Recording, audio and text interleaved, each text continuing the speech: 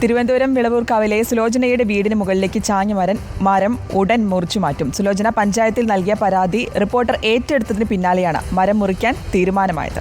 2 ദിവസത്തിനകം മരം മുറിച്ചു മാറ്റുമെന്നാണ് ഉടമ എഡ്വിൻ സാം പഞ്ചായത്ത് അധികൃതർക്ക് നൽകിയ ഉറപ്പ്. വിളവൂർക്കലിലെ ചെരുവിള പുത്തൻ വീട്ടിൽ സുലോചനാമ്മയുടെ പരാതിക്ക് താമസിയാതെ പരിഹാരമാകും. വീടിന് മുകളിലേക്ക് ചാഞ്ഞ മരം ഉടമസ്ഥൻ എഡ്വിൻ സാം മുറിച്ചു നൽകാമെന്ന് ഉറപ്പു നൽകിയിട്ടുണ്ട്.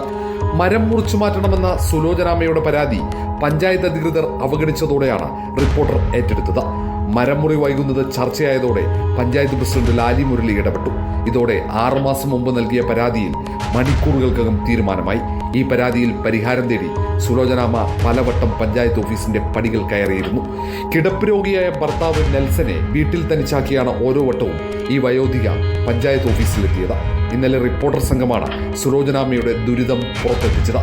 കുഞ്ഞുകൂരയിൽ ടാർപോളിൻ ഷീറ്റിന്റെ തണലിലാണ് സുലോചനാമ്മയുടെ ജീവിതം. ലൈഫ് പദ്ധതിയിൽ ലഭിച്ച വീടിന്റെ നിർമ്മാണം പാതി വഴി. ഈ ദുരിത ജീവിതത്തിനിടയിലാണ് ആശങ്കയുടെ കാർമേഘമായി വീട്ടിന് മുകളിലേക്ക് മരം പന്തലിച്ചത്. ഒരു നേരത്തെ അന്നത്തിന് പ്രയാസപ്പെടുന്ന ഈ വയോധികയെ രാവും പകലുമില്ലാതെ അലട്ടിയ പ്രശ്നമാണിത്. ആ മരം വീട്ടിന് മുകളിലേക്ക് പതിക്കുമെന്ന ഭയമാണ് അവർക്ക്.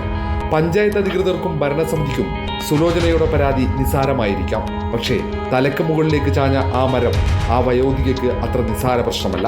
ഇനിയും വൈകിക്കാതെ ഈ മരം എഡ്വിൻ മുറിച്ചു മാറ്റുമെന്നാണ് ഞങ്ങളുടെ പ്രതീക്ഷ. റിപ്പോർട്ടർ, തിരുവനന്തപുരം.